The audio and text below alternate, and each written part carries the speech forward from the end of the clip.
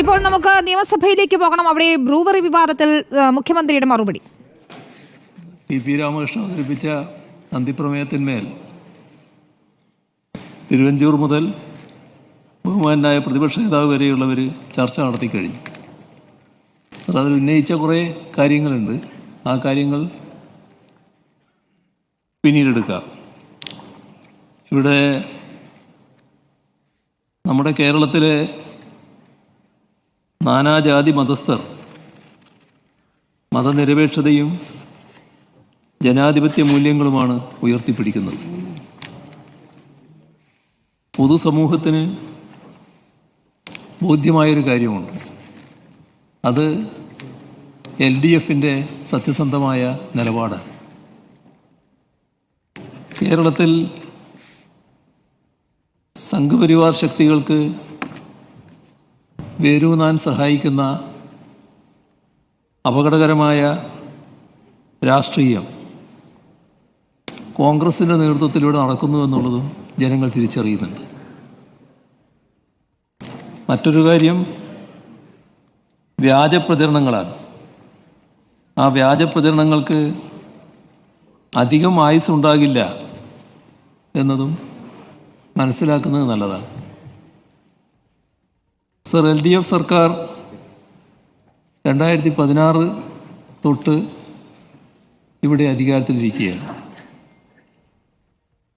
തെരഞ്ഞെടുപ്പ് ഘട്ടത്തിൽ പ്രകടന പത്രികയിൽ പറഞ്ഞിട്ടുള്ള വാഗ്ദാനങ്ങൾ നടപ്പാക്കുന്നതിൻ്റെ പുരോഗതി ഓരോ വർഷവും ജനസമക്ഷം അവതരിപ്പിച്ചുകൊണ്ടാണ് ഞങ്ങൾ പോകുന്നത്. ഇവിടെ വല്ലാത്തൊരു ബോധ്യം ജനങ്ങൾക്കുണ്ടായിരുന്നു, അങ്ങേയറ്റം നിരാശയോടുകൂടിയുള്ളൊരു ബോധ്യം. അത്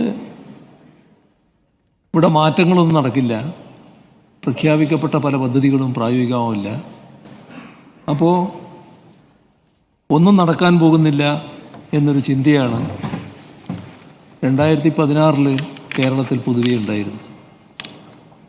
സർ, എന്നാൽ അത്തരം പദ്ധതികൾ നടപ്പിൽ വന്നതോടുകൂടി ജനങ്ങളുടെ മനോഭാവത്തിൽ തന്നെ മാറ്റം വന്നു.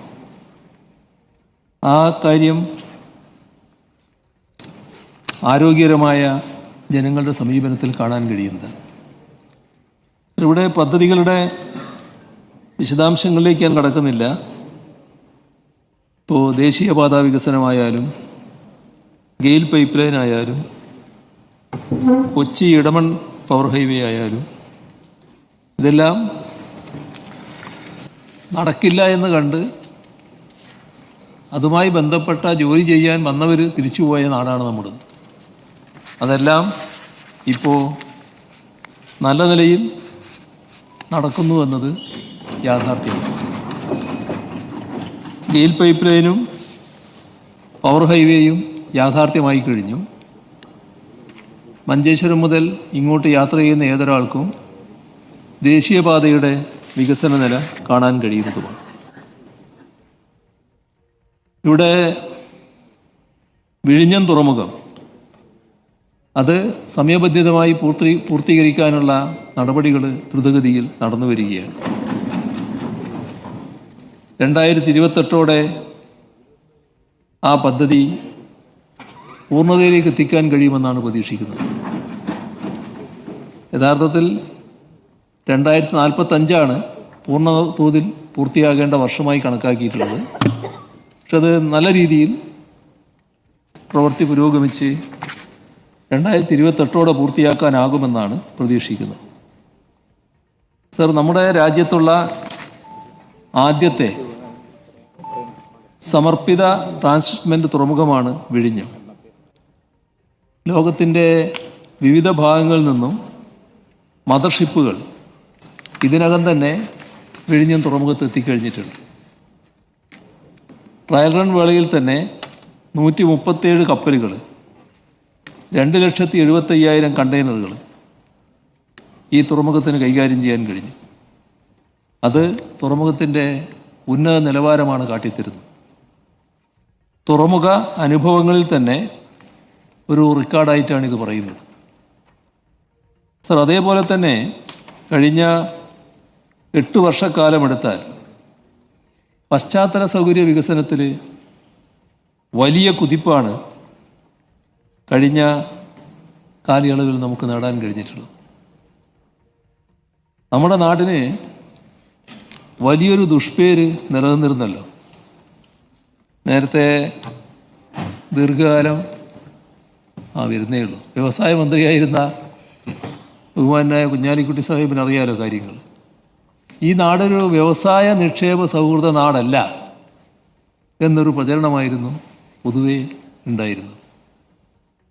പക്ഷേ ആ പ്രചരണത്തിൻ്റെ മറ്റു വശങ്ങളിലേക്ക് ഞാനിപ്പോൾ പോകുന്നില്ല. എന്നാൽ അത്തരം പ്രചാരകർക്കൊന്നും ഇന്നത് പ്രചരിപ്പിക്കാൻ കഴിയില്ല. സർ, അതിനിടയാക്കിയത് എന്താണ്? അഭിമാനപൂർവ്വം ഞങ്ങൾക്ക് പറയാൻ കഴിയും, ഈ കഴിഞ്ഞ LDF സർക്കാരിൻ്റെ പ്രവർത്തനമാണ്. കാരണം ഇവിടെ ശക്തമായി ഉണ്ടായിരുന്ന ചുവപ്പ് നാട മുറിച്ച് കേരളത്തിൽ വരുന്ന സംരംഭകർക്ക് അനുകൂല സമീപനം സ്വീകരിക്കുന്ന നിലപാടാണ് സർക്കാർ സ്വീകരിച്ചിട്ടുള്ളത്.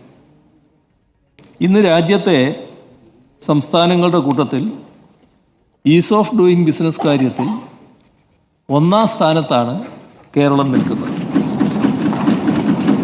സർ, അതേപോലെ തന്നെ വിജ്ഞാനാധിഷ്ഠിത സംരംഭങ്ങൾ നമ്മുടെ സംസ്ഥാനത്ത് വലിയ തോതിലാണ് ഉയർന്നു വരുന്നത്. സർ, നമ്മുടെ നാട് സ്റ്റാർട്ടപ്പുകളുടെ കാര്യത്തിൽ നടത്തുന്ന മുന്നേറ്റം ആർക്കും കണ്ടില്ലെന്നടിക്കാനാവില്ല. രാജ്യത്തെല്ലാമുള്ള വിദഗ്ധരും നിഷ്പക്ഷമതികളുമെല്ലാം നമ്മെ ആ കാര്യത്തിൽ സംസ്ഥാനത്തെ അഭിനന്ദിച്ചുകൊണ്ടിരിക്കുകയാണ്. 2011-16 കാലഘട്ടം എടുത്താൽ കേരളത്തിൽ ആരംഭിച്ചിരുന്നത് 300 സ്റ്റാർട്ടപ്പുകളായിരുന്നു. 2016 ശേഷം ഇതുവരെ എടുത്താൽ 6100ഓളം സ്റ്റാർട്ടപ്പുകളാണ്. സർ, ഇതുവഴി 5800 കോടി രൂപയുടെ നിക്ഷേപം ഉണ്ടായിട്ടുണ്ട്. തൊഴിലവസരങ്ങൾ 60,000 സൃഷ്ടിക്കപ്പെട്ടിട്ടുമുണ്ട്. സർ, IT വ്യവസായ രംഗത്ത് കേരളം ഗണ്യമായ പുരോഗതി കൈവരിക്കുകയാണ്.